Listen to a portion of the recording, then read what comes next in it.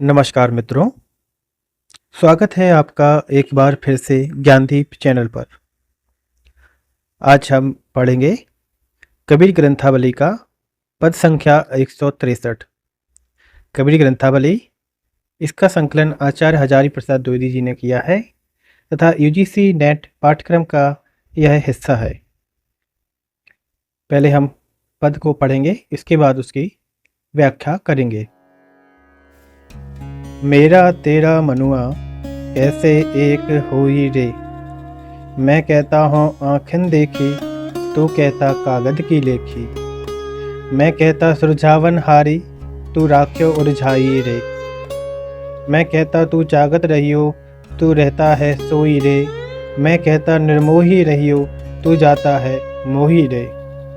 जुगन जुगन समझावत हारा, कहीं न मानत कोई रे। तू तो रंडी फिरे भिहंडी, सब धंडारे खोई रे। सतगुरु धारा निर्मल बाहे, बामे काया धोई रे। कहत कबीर सुनो भाई साधो, तभी वैसा होई रे।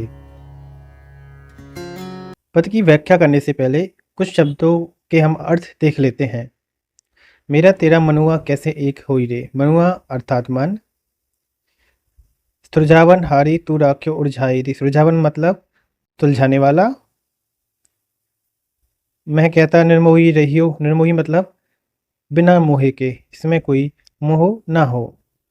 तू तो रंडी फिरे भिहंडी, रंडी मतलब यहाँ पर है वेश्या। भिहंडी, भिहंडी का अर्थ होता है गली। सतगुरु धारा निर्मल बाहे, बा में काया धोई, काया मतलब शरीर। कहत कबीर सुनो भाई साधु, तभी वैसा होई रे। अब पद की व्याख्या करते हैं।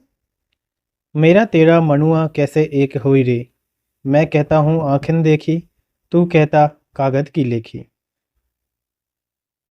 कबीरदास जी बता रहे हैं कि उस समाज को जो बहकाने वाले अज्ञानी साधु और संत हैं, एक तरीके से उनके लिए कह रहे हैं, उनको संबोधित करते हुए कह रहे हैं कि मेरा तेरा मनुआ कैसे एक होई रे, कि मेरा और तेरा मन कैसे एक हो सकता है।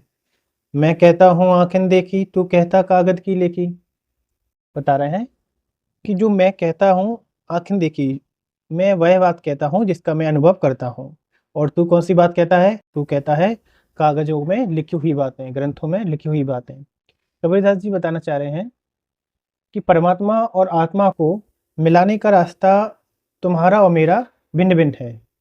जो मार्ग तुम बताते हो वह शास्त्रों में बताया हुआ मार्ग है, कागज की लिखी अर्थात शास्त्रों में बताया गया। और जो मैं कहता हूँ वह कैसी है?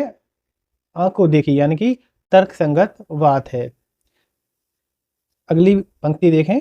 मैं कहता सुलझावन हारी, तू राख्यो उलझाई रे। कबीरदास जी बता रहे हैं कि जो मैं कहता हूँ वह सुलझाने वाली बातें हैं, आदमी की उलझनों को, उसकी दुविधा को दूर करने वाली बातें हैं। और जो तुम कहते हो वह तो उलझाने वाली ही बातें होती हैं। मैं कहता तू जागत रहियो, तू रहता है सोई रे।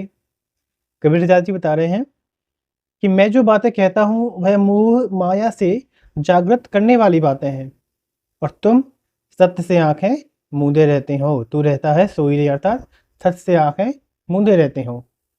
और जो तुम आंखें मूंदे रहते हो तो परिणाम स्वरूप इस संसार को भी सुलाए रहते हो। आगे की पंक्ति देखिए, कबीरदास जी क्या कह रहे हैं। मैं कहता निर्मोही रहियो, तू जाता है मोही रे। जुगन जुगन समझावत हारा, कहीं न मानत कोई रे।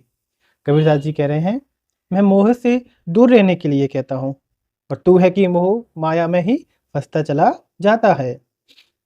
जुगन जुगन समझावत हारा, मैंने कितने समय से लोगों को समझा समझा कर थक गया हूँ। जुगन जुगन मतलब बहुत ज़्यादा समय से। कहीं ना मानत कोई रे, लेकिन कोई भी मेरी बात को कहना नहीं मानता है। तू तो रंडी फिरे बेहंडी, सब धन डारे खोई रे।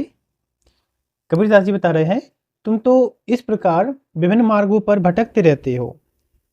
तुम्हारा यह भटकना उस भटकती हुई वेश्या की तरह है जो सभी का धन समाप्त कर देती है, किंतु किसी एक के प्रति आस्थापूर्वक समर्पित नहीं होती है। सदगुरु धारा निर्मल बाहे, बामे काया धोई रे।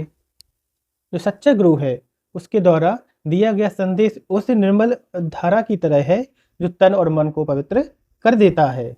कबीरदास जी कहते हैं कि हे साधुजनों, आत्मा उस परमात्मा जैसी तभी हो सकती है जब मेरे द्वारा बताए गए सहज भक्ति मार्ग का अनुसरण करें। कहते कबीर सुनो भाई साधु, तभी वैसा हो ही रे। तो अगर हम देखें पूरे पद को, तो इस पद में कबीरदास जी ने शास्त्रों के पाखंड का खंडन किया है और सहज भक्ति मार्ग का प्रतिपादन किया है। इस पद की पूरी भाषा देखें तो प्रसाद गुणयुक्त है। लक्षणा और व्यंजना शब्द शक्ति का बहुत ही अच्छा प्रयोग कबीरदास जी ने इसमें किया है। तो रंडी में रूपक अलंकार और सदगुरु धारा निर्मल बाहे में भी रूपक अलंकार है। इस प्रकार ये पद संख्या 163 पूरा हुआ। अगली वीडियो में हम पद संख्या 164 की व्याख्या करेंगे।